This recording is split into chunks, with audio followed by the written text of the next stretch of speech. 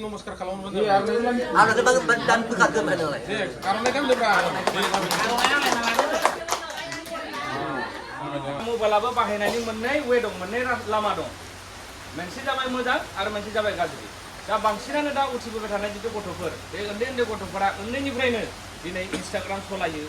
Facebook सलायो दा बिसोरो बेफोरबायदियाव गोबां बिजि जाना थानायखौ आं नुनो मोनो आरोखि दिनै फर एग्जाम्पल आं दाख्लैसो सिमेन्ट सावखुरायाव आं थांदोंमोन कलेजाव जेब्ला आं कलेजाव थांदोंमोन माने गुटे माने बाउन्डारिनि ओरै माने बाउन्डारियावनो माने गथ'फोरा गेटनिफ्राय लानानैनो माने स्कुल सिंसिमहालागै माने आखायाव बयनिबो आखायाव मबाइलसो दिनै सोरबा बे सेराव जुदि मास्टार थाबायलांदों ना मादों बेफोरखौ रावखौबो सिनाया आरो मास्टारा खाथिजों थांदोंबाबो माने गुड मर्निं सार गुड आफ्टारनुन सार बेफोरबायदि रावखौबो जेबो होना माने दिनै बेफोर मानि थाखाय जानो मोन्दों होनना बुङोबा गासिबो बे एडिक्टेड जादों मबाइलखौ दिनै बेफोरनि थाखायनो दिनै जोंनि आसामावबो गोबां माने मेट्रिक आनजादाव जिखिनि रिजाल्ट फैनांगौ दिनै बेफोरबायदि रिजाल्ट जाफैबाय दिनै जों बुंना ला जेनेबा जों जोंनि गामियावनो नुनो मोनबाय जे एबार साबासो हाई सेकेन्डारि फाइनाल एग्जामबो होदों दिनै बे एग्जाम होनायाव अनलि सासेल' दावगानो हादों बाखिफोरा माने दावगानो हायाखै बिनि मेन रिजना मा बिनि मेन रिजनानो जादों मबाइलखौ दा बिनि थाखायनो आं बेखौनो बुंनो नागिरो जे जुदि नों गावनि एडुकेसन जुदि स्टुडेन्ट लाइफआव मेन खामानियानो जादों मा फरायनाय दिनै फरायनायजों लोगोसे जोङो गेलेनोबो नांगोन खारनोबो नांगोन माने एक्सारसाइज खालामोब्लासो जोंनि माइन्डफोरा एक्टिभ जायो दिनै नों सानफा हरफा जुदि नों मबाइल फनजोंल' जुदि नों थाबाय थायोब्ला नोंनि जिथुनिखि फरायनो गोनां नोंनि जिथुनिखि जिउआव खामानि बे खामानिया नोंना दा इंराजियाव फंसे राव बुंनाय दं जेरै दा नो पेन नो गेन माने मा नोंहा जुदि जिउआव जुदि नोंहा नाजानाय गैयाब्ला नों मालाबाबो जिउआव साक्सेस जाया नोंहा जुदि जिउआव नोंहा माबा मोनसे मोननो थाखाय जुदि नोंहा सिमां दंब्ला नोंहा जुदि माबा मोनसे जुदि थांखि दंबा नों बे थांखिखौ नों होसोनो हागोन आरो नों जाफुंहोनो हागोन दिनै दा नोंसोर सानदोंमोन जे आं दा जोंनि जिथुनिखि उथिबोनाय जिथुनिखि जेनेरेसन बिसोरखौनो बुंनो नागिरदों दा मेक्सिमाम स्टुडेन्टफोरा बेखौनो सानो जे है उनाव रिजाल्टआ मा जागोन दा जुदि फरायनायनि खोथाखौ बुंबानो माने रिजाल्टआ उनाव मा जायो जासिगोन होननानै खिन्थु बे रिजाल्टआ नोंना बे डिपेन्ड खालामा दे रिजाल्टआ मा जागोन बे रिजाल्टआ नोंना डिपेन्ड खालामो जे नों प्रेजेन्टआव मा मावदों नों दा बे प्रेजेन्टआव नोङो जि मावदों बेनो जादों नोंनि इयुननि फिथाइ माब्लाबाबो इयुननि फिथाइया हारसिं फैया जुदि नों प्रेजेन्टआव दा बे समाव प्रेजेन्टआव जुदि नोंहा मोनफ्रोमबो हाबाफारिखौ जुदि नों मोजाङै जुदि मावलांदोंब्ला नोंहा जुदि मोजां जुदि स्टाडि खालामलांदोंब्ला नोंनि रिजाल्टआ माब्लाबाबो गाज्रि जाया दा बिनि थाखाय नोंसोर मा थानांगोन गावबा गाव मोनसे एम थानांगोन दिनै नोंसोरो नुनो मोनदों जे कम्पिटिसन सोब खेत्रआवनो दिनै कम्पिटिसन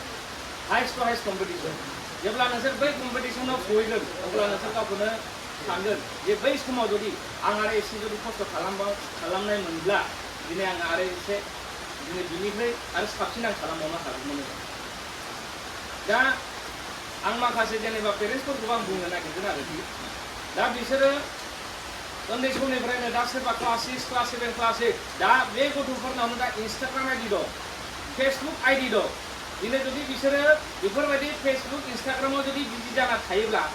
दानिफ्रायनो जुदि बिसोरो बेफोराव जुदि ससियेल मिडियायाव जुदि एक्टिभ जाना थायोब्ला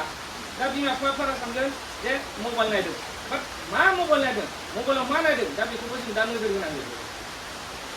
दिनै बिसोरो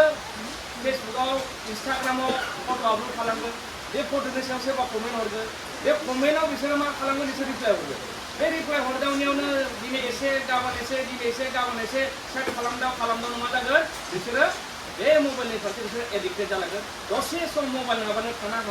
थानो हायै जागोन आरो मोनसे समाव ओरैबायदि बिसोर ब्लेकमेल खालामगोन आंनो मबाइल फन हो नङाबा आं स्कुलाव थाङा आरो आं स्कुल फराया दा बेफोरबायदि बुंनायाव बयबो बिमा बिफाफोरा सानगोन हाब नों जुदि बेखौ मोनाबा जुदि नों स्कुलाव थाङा जुदि फरायसालियाव थाङाबा जोंहाबोथ' जोबोद लासिंसिं जागोन अब्ला मबाइल फनखौनो गंसे होना होनोसै दा मबाइल फनखौ होना होबाय थिगानो खिन्थु बिमा बिफाफोरा मानि थाखाय होदोंमोन होनना बुङोब्ला जे आंनि फिसाया जाहाथे मोजां लामायाव माने मोजां जायो जाहाथे मोजां फिथाइ जोंनो होयो नाथाय बै फिसाया जे नोंनाव जे थगायना बिदों दा बेखौबो जों पेरेन्टसफोरा जों मिथिनांगौ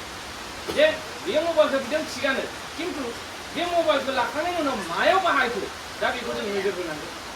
दा बेनि थाखायनो आं सानो आप टु क्लास 12 सिम माने गथ'फोरनो जेबो मबाइलनि गोनांथि गैया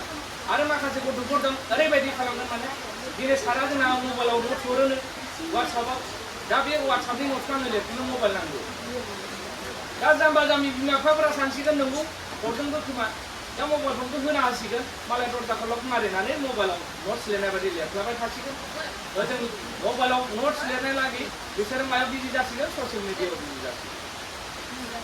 दिनै दा बेफोरबायदिनि थाखायनो दिनै जोङो नैबे रिजाल्टखौ जोङो दिनै मोननाया जायो दिनै जोंनि दा बै माने जौगाबोबाय थानाय जुदि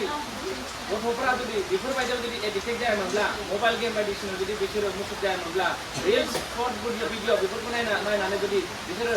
बिदि जायालासिनो जुदि मोजां खामानियाव जुदि मबाइलखौबो बाहायनाय मोनब्ला दिनै बिसोरो बेफोरबायदि लामायाव बिसोर आगान होनाय नङामोन दिनै नुनो मोनदों जे उन्दै उन्दै गथ'फोरा जौ सिगारेट सादा बिरि जानाय जोंनि बेयावल' नङा जेरावखि थां दिनै आं जेनेबा गंसे स्कुलावनो आं हाबना दं दा जों चेकिं खालामो मा खालामो जेब्ला माने बिसोरो टयलेटआव थांनो होनना थाङो टयलेटआव थांनो होनना थांना मा खालामो सादा नाखुमाहैबाय थायो सादा नाखुमाहैबाय थायो अब्ला बे गथ'फोरा बबे लामाथिं माने आगान सुरदों सोरबा माब्लाबा समाव लामाजों फैगोन बेयावनो सोरखौबा नुगोन स्कुल इउनिफर्म गाननानै माने लामायाव सिगारेट सिखुं फैनाय लामायाव सिगारेट सिखुं फैनाय नुदों अब्ला स्कुल ड्रेसा मा बुस्थु दा स्कुला जाबाय नोंसिनि सिनायथि दा बे स्कुल इउनिफर्मजों सिनायगोन जे बे गथ'आ बबे स्कुलाव फरायो होमबा बे गावजों लोगोसे बै स्कुलनि बदनामखौबो खालामनाय जाबाय नंगौना नङा गावजों लोगोसे स्कुलाबोथ' बदनाम खालामबाय दा नोंसोरनो जागोन जोंनि देश माने जोंनि हादरनि भबिष्यत नोंसोरो जोंनि हादरखौ नोंसोरो बानायनोबो हायो दानोबो हायो लोगोसे नोंसोरनो बे हादरखौ सिफायनांगौ दिनै जुदि नोंसोरनो जुदि बेफोरबायदि गुबुन लामायाव जुदि आगान सुरोब्ला बै उथिबोबाय थानाय बै नोंसोरनि फंबाय बिनानावमोना मा सोलोंगोन दा दिनै नोंसोर मोजां जुदि लामायाव आगान सुरोबासो बै दावगाबोबाय थानाय उन्दै उन्दै गथ'फोरा बै जोंहा आदाया बिदि जोंहा आदैया बिदि जोंहा आमाया बिदि अब्ला नोंसोरखौ फल' खालामो दा उन्दै गथ'फोरा सानफ्रोमबो गेदेरखौ फल' खालामो दा बेनिखायनो आङो नोंसोरखौ आं बेखौनो सानो जे नोंसोरो मबाइल फननिफ्राय गोजान जा आरो हायार सेकेन्डारि बायागौ माने नोंसोरनो मबाइल फन होना माने पेरेन्टसफोराबो माने मबाइल फन होनो नाङा मानोना बिसोरो मबाइल फनाव मालाबाबो बिसोरो मोजां खामानिनि थाखाय बाहाया बिसोरो अनलि बिसोरो शर्ट भिडिअ नायगोन हौवासाफोरा गेम गेलेगोन जुदि बे गेम गेलेनायावनो मा जागोन बिसोरो टाइमाव बायदि थांगोन संसाराव मा सोलिदों बिसोर बेफोरनि फारसे जेबो दा गियान गैया दा बिसोरखौ जोङो दा माजों रुजुजायो होनना बुङोबा बै बाराव बिरबाय थानाय जेरै थुला दा बिसोरनि गोसोआ बाराव बिरबाय थायो दा हमना ला आंजों जुदि साबा जुदि लोगो दंमोन बे साबानि गेजेराव साब्रैया जुदि मबाइल फन लादोंबा आं बिसोरजों थादाव आङो मा लुगैगोन आंबो मबाइल फन लानो लुगैगोन बे आंनि साब्रै लोगोआ जुदि सादा जायोबा आङो बिसोरजों थादाव आङो मा सानगोन आं एसे साखि नायनि बै साखि नायनो होननायानो बेनो मा जागोन बेनो एडिक्टेड जागोन दा थिग बेफोरबायदिनो दा मबाइल फनाबो जादों भाइरास बे मोनसे भाइरास बे भाइरासनिफ्राय जों दा गथ' गथायफोरखौ जों दा जानगार होनो हायोबा जोंनि थाखाय माने जिथुनिखि भबिष्यत गथ'फोरनि जिथुनिखि भबिष्यत बे भबिष्यतआ माने एसे सोराङाव फैगोन होनना आं आसा खालामो मा इयुनाव मोजां जालांगोन दा नुनो मोनबाय दा दाख्लैनो रिजाल्टखौनो जों नुनो मोनबाय दा सोरबा जुदि सोंदों दाख्लैफोर सोंदों जेनेबा नोंसोर गामियाव स्नि होदोंमोन एग्जामफोरा बोरै जाखो दा आं होनबाय जेनेबा साबा होदोंमोन साब्रैया पेपार मोनथाम गाज्रि जादों सासेल' जेनेबा उथ्रिसारनो हादों दा अब्ला बुंबाय जोंनि गामियावबो बेनो होनना बुंबाय जोंनि गामियावबो बेनो दा दिनै कपाटनियावबो थांदोंमोन दिनै कपाटनियावबो दा बे सेम माने सिस्टेमानोमोन साथाम ना साब्रै होदोंमोन साब्रैयाव फेल मानो थाखाय आं सोंबा मबाइल फन दं नामा होनबाय दङ बा बे मबाइल फनानो बिसोरखौ सेस बरबाद दा बिनि थाखायनो माने बिमा बिफाफोरा माने एसे मबाइल फन नायनो होनबा माने बिसोरनो होल टाइम माने गासैबो टाइमखौनो मबाइल फनखौनो हेगारना होनाङा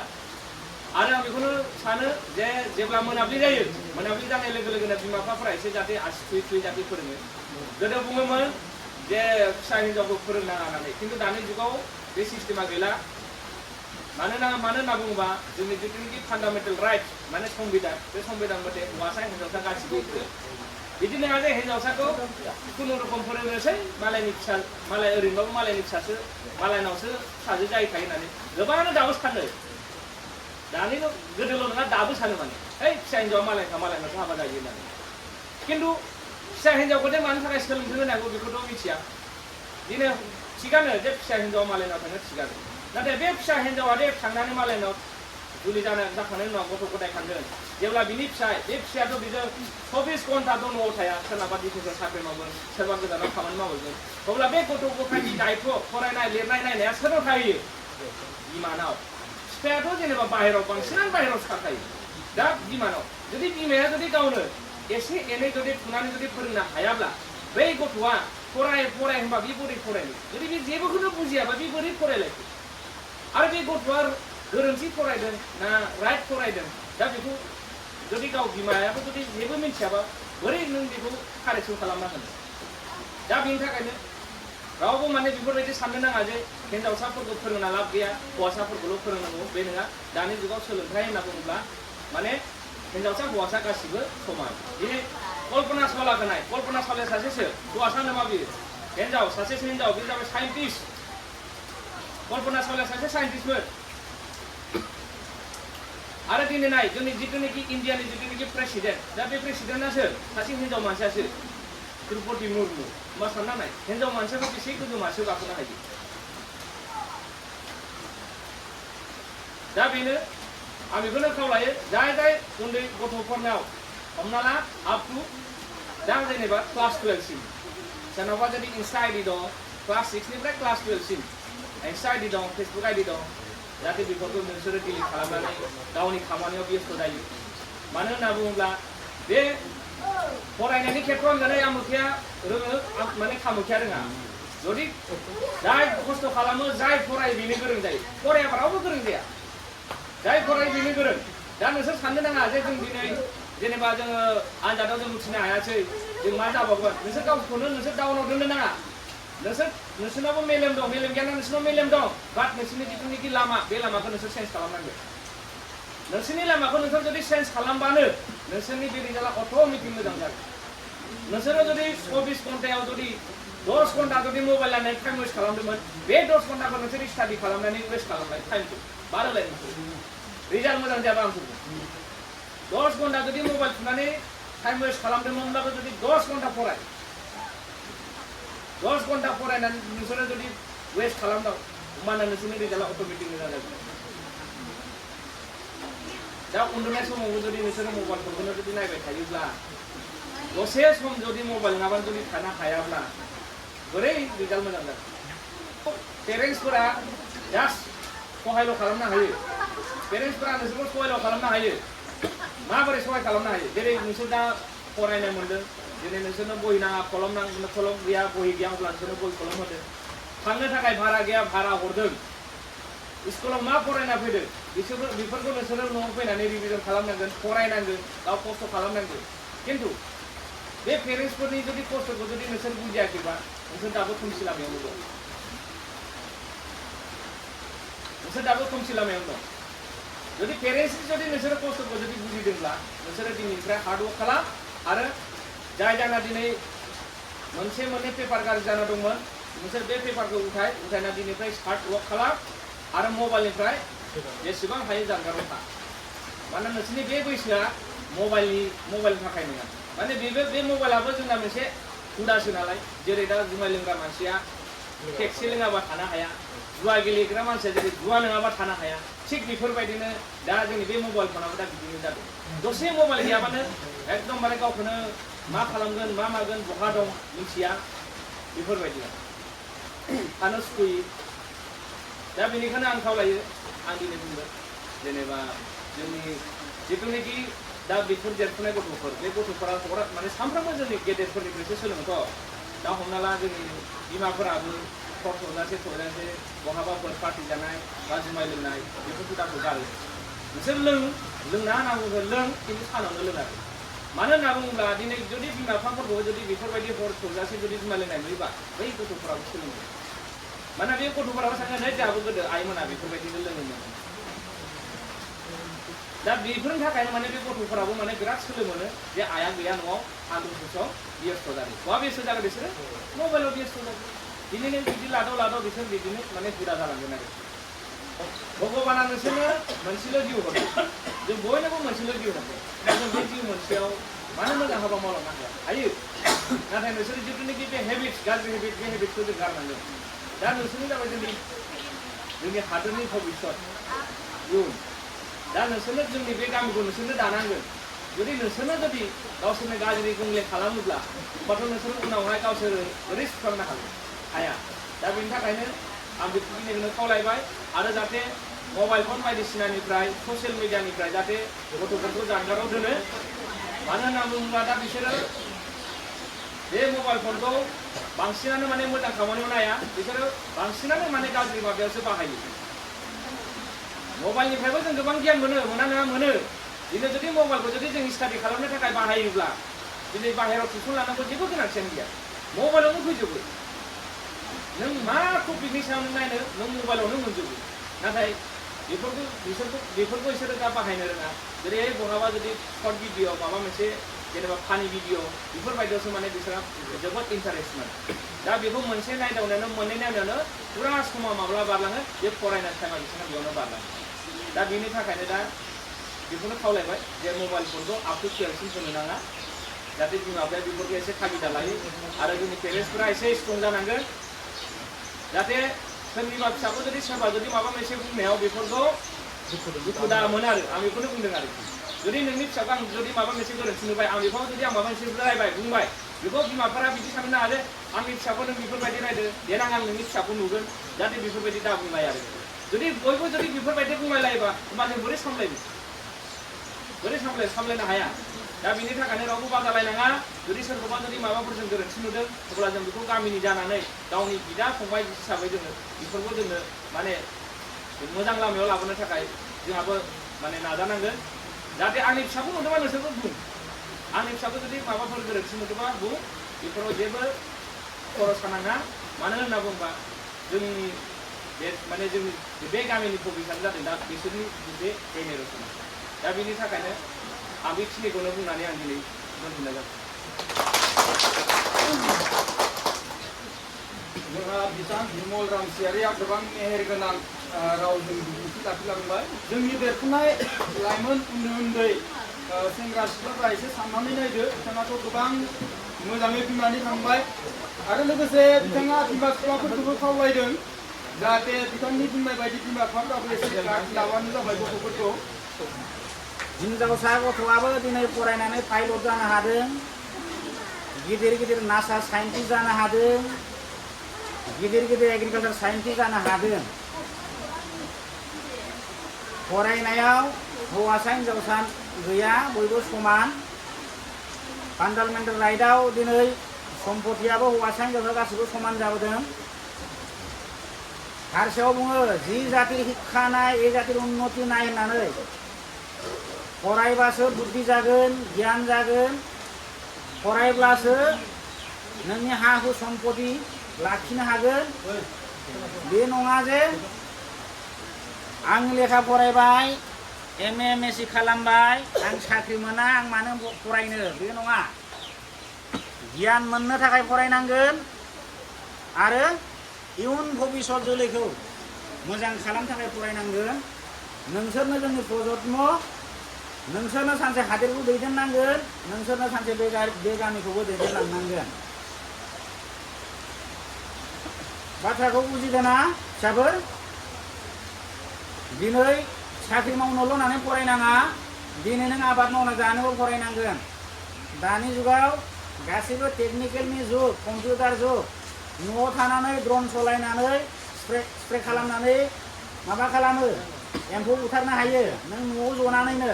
नों बेखौबो रोंनांगोन नों फरायबासो रोंगोन दानि आथिखालाव मोसौ बारा गैला ट्रेक्टरजों हालेवो नोङो 20 बिगा 30 बिगा 50 बिगा हाखौ मास मोनसे लाखनि गेजेरावनो गायजोबो नों बे आबादखौ मावनोबो नोङो फरायनांगोन नों सासे गिदिर बिजनेसमेन एन्टारप्रेनियर जानोबो नों फरायनांगोन बे नङा जे आं फरायबाल' आङो न'खर दानो हागोन बे नङा सासे मोजां बिजनेसमेन जानोबो नों फरायनांगोन मोजां एन्टारप्रेनियर जानोबो फरायनांगोन दिनै हादोरखौ सलायो सासे गिदिर गिदिर बिजनेसमेना आदानि आम्बानि मोना दिनै मानो गिदिर करोड़पति बिसोरो मानि थाखाय करोड़पति बिसोरो फरायदों रोंदों ओंखायनो बिजनेस खालामनो हादों नोंसोरबो फरायनानै गिदिर गिदिर कम्पानिनि मालिक जानो हागोन बे नङा जे आं साख्रिल' मावगोन बे नङा साख्रि मावग्राया मावगोन बिजनेस मावग्राया मावगोन आबाद मावग्राया मावगोन दिनै दुखुनांथाव बाथ्रा जोंनि आङो बर' गथ'फोरखौ लाइमोन उन्दै उन्दै गथ'फोरखौ मालाबा लामायाव नुबा दुखु मोनो सोरनि फिसा सोरखौबा सिनायलाय लाङा सोरखौबा सिनायो मबाइलाव बेनिफ्राय गगामुगजों बेस्थ' जानानै थायो मेन बे खार'ना जाहैबाय जिमान मबाइल नांगोन नोंनि बिबेकखौ जागोन मबाइल नायनायनिबो सम मोनसे दङ आरो पेरेन्टसफोराबो मा खालामो बिमायाबो बे बिसिनायावनो उन्दुनानै मबाइल नायबाय थागोन फिसायाबो बै साइडथिं नायबाय थासिगोन होमबा फिसाजोआबो मा खालाम फिसाजो मबाइलजों थुबाय थासिगोन बे हुदाखौ एसे गारनांगोन अब्लासो जोङो जोंनि प्रजन्मखौ मोजां खालामनो हागोन दिनै जोङो गुबुन हारिखौ नायब्ला मालाबा गोसोआव दुखु मोनो गुबुन हारिया जोंनिफ्राय बहुद गोजौआव थांबाय मालाय गिदिर गिदिर अफिसार जादों गिदिर गिदिर साइन्टिस्ट जादों एग्रिकालचार अफिसार जादों एडिअ जादों प्रजेक्ट डाइरेक्टर जादों गिदिर गिदिर इन्जिनियार जादों कम्पिउटार इन्जिनियार जादों जोंनिया रिजाल्टआव फैनानै जिर' एबार मा फैगोन एपिएससि पास खालामबायनो बर'आ साबैसे साथामल' मिडिया साबैसे मिडिया 10 जन नों सिन्था खालामना नाय ट्राइबेल माहारिनि गेजेराव जोंनि बर'आनो गोगोमसिन जोंनि बर'आनो गेरेमसासिन आरो हारियाबो देरसिन बांसिन फेमिलियाबो नाथाय जोंनिफ्राय बांसिन दावगादों नाथाय हिस्ट्रियाव जोङो सिङाव थांदों बेनिखायनो आं बेखौ आंनिफ्राय खावलायो आंबो बे गामिनिनो हयथ' सोरबा फिसाफ्रा सिनाया जानो हागौ सोरबाया आं गोबाव सम जाहैबाय आंबो सासे बिजनेसमेनानो दा बेनिखायनो आङो नों फिसाफोरखौ बुङो मोजां फरायनायखौ गोसो बिमा बिफानि बाथ्राखौ ला रायजो राजानि बाथ्राखौ खोनासं गिदिर गिदिर मानसिनि बाथ्राखौ खोनासं आरो लोगोसे आं गार्जेनफोरखौ बेखौनो बुङो सम लानानै नोंसोरो मालाबा समाव मोजां मानसिफोरखौ लिंहरनानै न'खराव गोरों मानसिफोरखौ गिदिर सोरबा मास्टर सोरबा प्रफेसार सोरबा इन्जिनियार सोरबा डक्टरफोरखौ सिनायग्राफोर लानानै गथ'फोरखौ एसे बानजायनो हो अब्ला गथ'फ्रा एसे बुजिगोन फिसाफोर मबाइलजों चेलेन्ज लानाङानो बिजाबजोंसो चेलेन्ज लानांगौ फरायनायाव चेलेन्ज लानांगौ बे न'खराव जुदि आइएस ओंखारनो हादोंबा आं बे न'खरनिफ्राय आइपिएस ओंखारगोन बे न'खरनिफ्राय जुदि गिदिर सासे अफिसार ओंखारदोंबा आंबो ओंखारगोन बेखौसो चेलेन्ज ला बे न'खरनिफ्राय जुदि इन्जिनियार ओंखारदोंबा आंबो इन्जिनियार जागोन बे न'खरनिफ्राय डक्टर होनो आंबो सासे डक्टर जागोन आं स्पेसियल डक्टर जागोन बे न'खरनिफ्राय जुदि सोरबाया जुदि स्किन स्पेसियलिस्टबा आं आइ स्पेसियलिस्ट जागोन बेखौसो ला गोसोआव हदाय फरायनायाव चेलेन्जिं ला मबाइलाव चेलेन्जिं लानाङा जोंना मा जायो ओइ मालाय आं बिखिनो आइफन बायना होबायनो आपेल बेसेनो 60,000 केमेराया बिराद मोजां फैदों माने सावगारिया मोजां फैयो बे नङा नोङो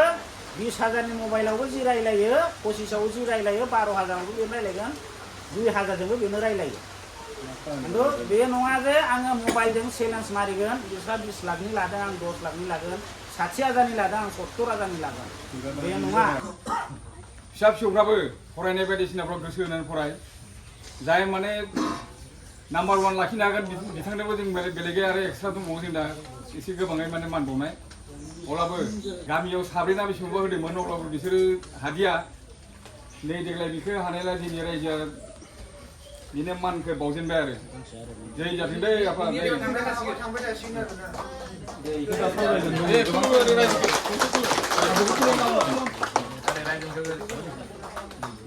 Itu apa ada? Beri namaskar kalau mau. Ada ke dan buka ke mana lah? Karena kan udah berani.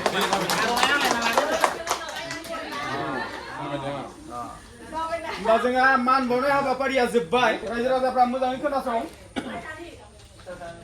लाइमोन बिथांमोननि मोजां खौरां सोरबा सुबुङा मेट्रिक परिखानिफ्राय लानानै मोजाङै पास खालामब्ला रायजोफोरनिफ्राय अनसुंथाइ होनाय जागोन फारियै बेयाव आं बुंलांगोन खोनासंलांबानो जाबाय मेट्रिकनिफ्राय लानानै फार्स्ट डिभिजन खालामोब्ला आर'नाइ गांसे बहि मोनसे बेनिफ्राय कलम मोनसे ओमफ्राय रांखौ बेसे होनाय जागोन जों बर्तमान लिरथ'वाखै लिरगोन सोंनानै बेनिफ्राय 2 नम्बराव सेकेन्ड डिभिजन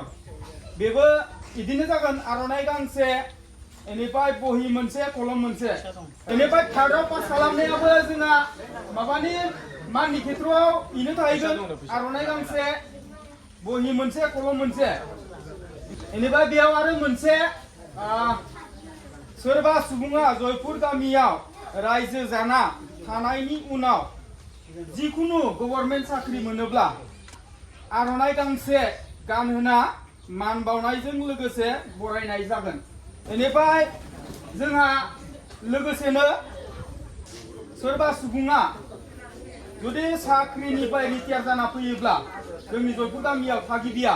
बेखौबो जोङो आर'नाइ गांसे होनानै जोंनि जयपुर गामिनि रायजो राजाफ्रा बिथांखौबो बरायनाय जागोन माबा स्कुलनिफ्राय खारखुमाबो दैखौ आं बे खोनाबाय दं जिमान थाखो स्कुलनिफ्राय जोंनियाव गामियाव खोनाबाय आं स्कुलनिफ्राय बहुद खारखुमा फैयो स्कुला खैथा गयो साथिनसे गयो बार'था खिन्थु न'आव मोनफैनायाव 3थायाव मोनफैयो न'आव मोनफैया माला बायो दङ 3था 4थायाव मोनफैयो खोथाखौ खोनादों आं बालिगावनिफ्रायबो खोनादों बे खोथाखौ माखासे मास्टारफोरा बुंनानै सानैखौ गथ' दं सिगांनिफ्राय स्कुलनिफ्राय हाबखालांबाय बे खोथाखौ आं बुंनांगौ बुङाखै आं स्कुलाव होमबा साननानै नायखौ नायखौ मानि थाखाय फैदों मानि थाखाय मा जादों बेखौ नायदों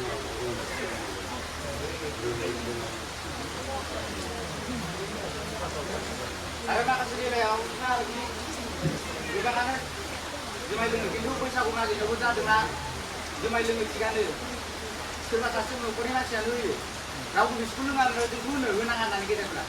बेखौ न'खरनि मानसियानो होफैयो जोंनो लों थाबसे लोङो होननानै मासे गाज्रि खालामो गामिनि न'खरफ्रा गाज्रि खालामदों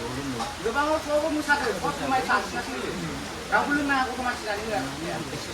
साननाय एसे बुजायनो जुमाय लोंनाङा नोंफ्राय लोङो बियो न'खरनिफोरा होयो आरो मा बुङो गोबां दावराव जादोंना बेयाव जुमाय लोंदों होननानै सोरबा बादिया थांनानै सोरबा हैदो बेयाव मोसानायावबो बिदि जायाना